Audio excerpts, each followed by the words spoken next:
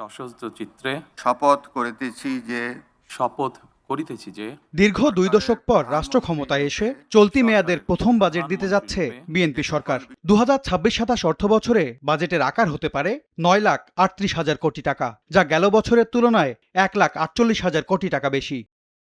জিডিপির আকার ধরা হয়েছে ৬৮,৩১,৬৩৩ কোটি টাকা, প্রবৃদ্ধির লক্ষ্যমাত্রা ৬.৫%। তবে জনগণকে স্বস্তি দিতে মূল্যস্ফীতি ধরা হচ্ছে ৭.৫%। এবারও আসছে ঋণ নির্ভর ঘাটতি বাজেট।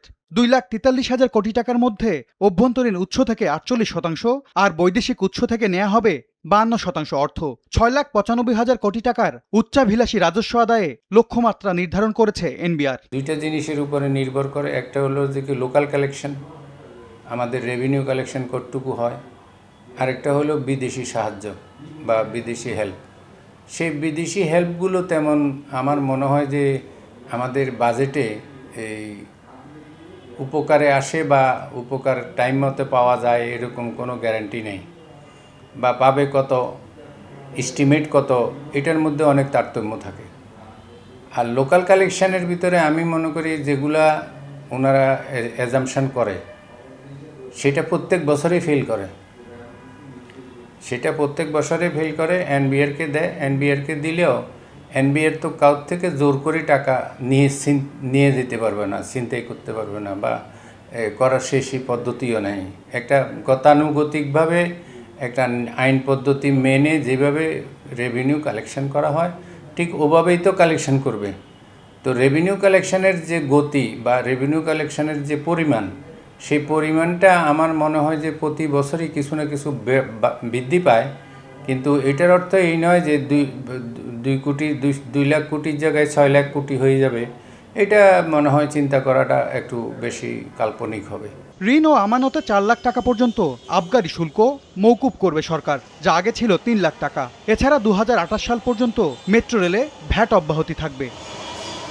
সরকারি কর্মকর্তা কর্মচারীদের জন্য বাজেটে থাকছে সুখবর। নতুন পে স্কেলের প্রথম ধাপ বাস্তবায়নে থাকছে বরাদ্দ। যত বড় বাজেটই করি না কেন, এবং এই বাজেটের আকার খুব বড় যে তাও না, আমাদের জিডিপির সাপেক্ষে এইবার এটা হতে পারে হয়তো 12% বা 13%, যেখানে আমাদের সাউথ এশিয়াতেই এটা 18-19%। এবং সামগ্রিকভাবে যদি আমরা উন্নয়নশীল দেশ এবং সব উন্নত দেশ এগুলো ধরি তাহলে তো এটা 25-26%-এ এটা দাঁড়ায় পাবলিক এক্সপেন্ডিচার জিডিপির শতাংশ হিসাবে। সো এইটা যে বড় বাজেট তা কিন্তু না, এটা আমি বলবো তুলনামূলকভাবে এটা ছোটই আমাদের দেশের যে প্রয়োজন আছে সেটার তুলনায়। তো সেই ক্ষেত্রে আমাদেরকে অগ্রাধিকার নির্ধারণ করতে হবে যে কোন জায়গায় আমি এই সীমিত সম্পদকে ব্যবহার করব। আবার এই যে আমাদের 12-13% জিডিপির সমপরিমাণ, তার মধ্যে তো 3-4% হলো আমাদের ঋণ। সুতরাং সেইখানেও ঋণ যাতে আবার বেশি না বাড়ে, ঋণ পরিষেবার চাপ যাতে আবার বেশি না বাড়ে, সেটার দিকেও লক্ষ্য রাখতে হয়। সো এটা একটা রাজনৈতিক সিদ্ধান্ত যে আমরা অগ্রাধিকারগুলোকে কোন জায়গায় দেব।